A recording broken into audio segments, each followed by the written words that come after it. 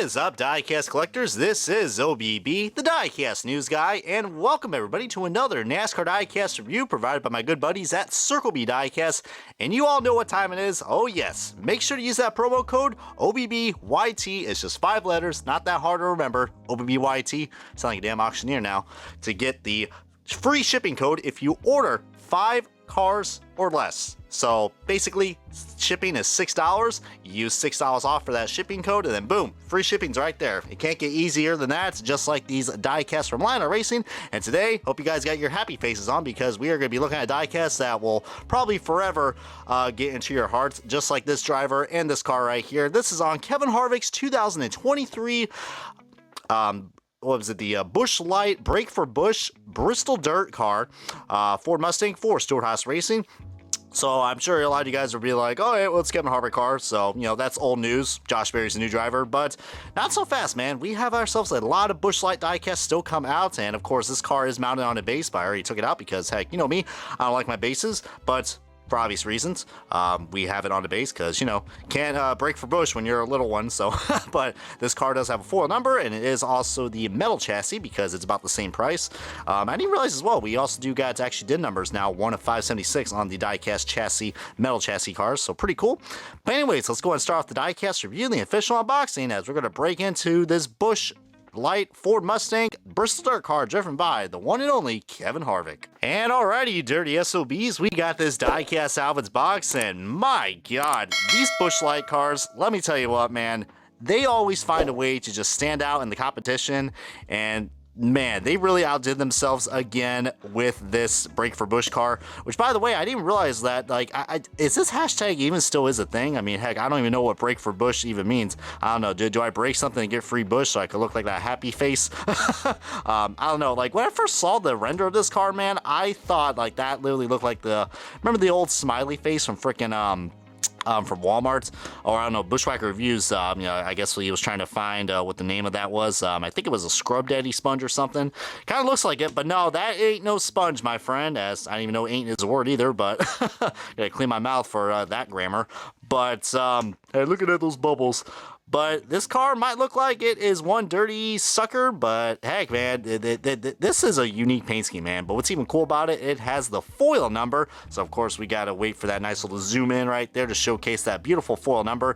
So, you definitely see right there looking really nice. Probably, I don't know, I mean, we've had a few. I think this is one of the first Harvick cars that we had the foil number on it, if I'm not mistaken. I could be wrong, but we do have a constant issue that I have noticed. As you see, we begin to zoom in right here. We do got these dark outlines right here where the Kevin Harvick and the Forever logo is.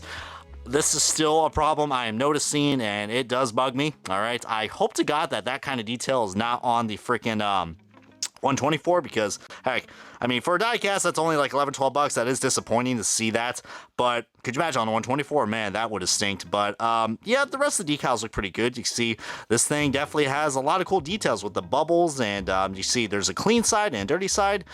Oh man, the Goodyear logo also has those. Well, that actually doesn't look too bad. It looks like the outlines of the Goodyear bubbles. But look at this, man. This thing is so clean. But man, those hood levers absolutely do suck. I mean, goddamn. For a second thought, I just said, all right, what's USC? Sounds like a United States Marine Corps or something, or I don't know. United. I don't know, South Carolina. But you see Ford Mustang, and you see we got that nice Ford grill. But of course, this is also the metal chassis diecast. So you see this thing does have holes in it because it was mounted on the base. But metal chassis diecast is pretty cool. But still wish we had rubber tires. And then we got these gun metal rims, which are pretty cool. So it's not just solid black. But a really cool, unique looking paint scheme that looks pretty familiar to a certain paint scheme from 2021 that was also ran at the Bristol Dirt Race. So stay tuned for that, because we are going to be getting on to that side-by-side comparison. But you guys probably are wondering, as I got kind of a little distracted by all those, there's so much going on with this paint scheme. Like, my mind is like a trampoline. It'll just go from one end to another. Sounds like a bad analogy, but that is supposed to be not a scrub daddy, nor a sponge, or, you know, that's the same thing. That's supposed to be the Happy Harvick pit sign that they use, which I gotta admit, I'm gonna miss that. But we all know Kevin Harvick, you know, he had a damn good retirement. I mean, I wish he could have probably won more championships, but, you know, he's accomplished a lot in his career, and now he's gonna be a Fox commentator coming up this season, which hopefully that's gonna bring some life into that booth, because, man, they definitely need it, to say the least, because I'd rather watch paint dry than to hear Mike Joy and the rest of the commentating, especially for the Daytona 500, which luckily I will be there again.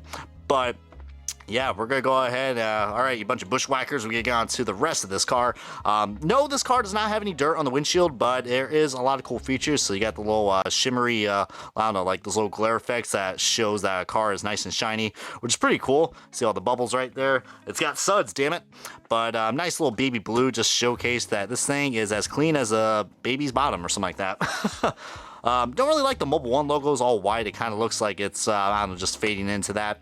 But love the side of this car, man. The side is pretty cool. You got the hashtag Brake for Busch and all these bubbles. That blue, dark, actually, I do like that. The Brake for Busch has that dark blue, same as the number 4, which is pretty cool. But you see, we got like different types of like mud and dirt and grime, all sorts of shit that not even Ajax will be able to clean. We got Sunny D and all those other sponsors, which, by the way, can we give I mean, you know it's going to be a down year for Stewart-Haas Racing, man, because look, they lost Gear Wrench, that's now with freaking Legacy Motor Club. Hunt Brothers, that's with Joey Logano. And I think that's about it. I think Mobil 1, I think they actually are with, if I'm not mistaken, they're also with John Hunter Nemechek, if I'm not mistaken. Sunny D's with Josh Berry, but man, it's just going to be a weird year seeing all these sponsors not be with the 4 car. I'm sure a lot of people are going to be really, really weirded out that Josh Berry's driving this car, but hey, man, Ross Chastain's going to be taking over the 1 car, which I know is going to give a lot of people a lot of interesting vibes. But heck, I'm hoping we're going to have a lot of cool, unique-looking Busch schemes just like this, because we're going to go on to now the side-by-side comparison of the 2021 Busch Dirt car, which, as you guys can see, it looks like this thing pretty much took a lot of inspiration from the 2021 car, downright to the baby blue. But as you guys can see, I mean, well, first of all, can we just look at the creativity that this 2021 car had? I mean, you can see with the Gen 6 car, yes, they raced on the Bristol Dirt Race on a Gen 6 car. How about that? The one and only time in 2021. But this is definitely probably a good reason why I picked this diecast up, because I already have the 2021 car, and I just said, hey, this car looks very similar to it. And I do miss the Busch can on there. I wish they would have brought the Busch can back, but I'm glad they added the Happy Harvick sign. I think that's pretty cool, and they kind of gave this car some color. I will say that this paint scheme is actually an upgrade, man. I really like the use of space. There's not much big gaps in the sponsors compared to here. Just, it's so weird looking at a Gen 6 car now when I think about it, man, because look, I mean, this is cool and all, but man, I'm so used to this type of style now, because, you know, this is only the second year that we had with the Gen 6, but now entering the 3rd year now, so definitely is gonna be interesting, to say the least. You got dirt? I hope you do. If not, then heck, you're gonna have to go to doctors for that shit. But we got a lot of Busch Light logos, Happy Harvick, lots of cool other stuff. But yeah, thought this would be a good side-by-side comparison, and feel free to comment below if you guys prefer the 2021 car or the 2023 car. I almost said 2022, but I don't think he even ran a Bristol Dirt car.